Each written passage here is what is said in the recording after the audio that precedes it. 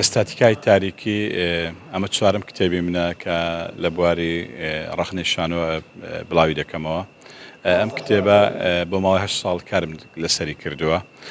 کتێبێکە 42 بابەتی جۆرا زۆر لەخۆ دەگرێ کە 36یان قسەکردنە لەسەر 36 نمایشی شانۆیی کە لە شارەکانی بابرن لە هەموو شار و شارچکانی کوردستان بەری کەوتوم لە هەولێر، لە کەرکووک، لە سلێمانی، لە دهۆک، لە کفری، لە کەلار، لە سنە، لە سەقز، لە هەڵەبجە، یانی لە زۆربەی شارەکانی کوردستان من بە دوای نمایشا ڕۆیشتوم. 36 نمایشم هەڵبژاردووە وەکو نمایندەی مێژووی 8 ساڵەی شانۆی کوردی لە 2013 تا 2021 شڕۆڤەم کردووە و بە مەنهەجێکی بنیادگەری ئیشم لەسەریان کردووە.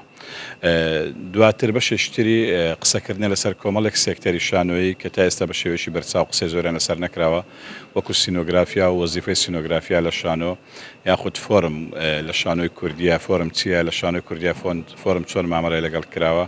ئەمە جگەلەوەی لەگەڵ ئیشم لە ناو تێکستی کۆمەڵێک تێکستی نووسەری گەورەی کورد مامۆستا تەڵعات سامان کردووە، لەسەر تێکستەکانی دڵشاد حوسێنە ئیشم کردووە، شڕۆڤەم بۆ کردوون.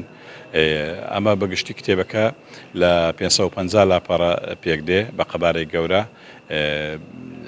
ئیشی 8 ساڵە وەکو باسم کرد بۆ ئەوەی بۆ بەلامەوە گرنگ بوو، ینی کەلار لە کەلار ئەم مەراسیمە بکەن. لەوەی بەڕاستیرە بۆ من کوردستان هەموو یەکویەکە، کەلار بۆ من هەولێرە، هەولێر بۆ من کەلارە. کەلار ئەو خاکەیە کە زۆرترین قوربانی لەسەر دراوە، زۆرترین فرمێسکی تیا ڕژاوە، زۆر بۆ من گرنگ بوو. وەکو چۆن لە هەولێر مەراسیم بۆ کرد، لە سلێمانی کردم، حەزم کرد بۆ ڕێزلێنانێک لە خەڵکی کەلار، لە شانۆکارانی کەلار، لە قوربانی ئەم ناوچەیە دڵی گەرمیان بێم لە کەلاریش ئەم مەراسیمە بکەم.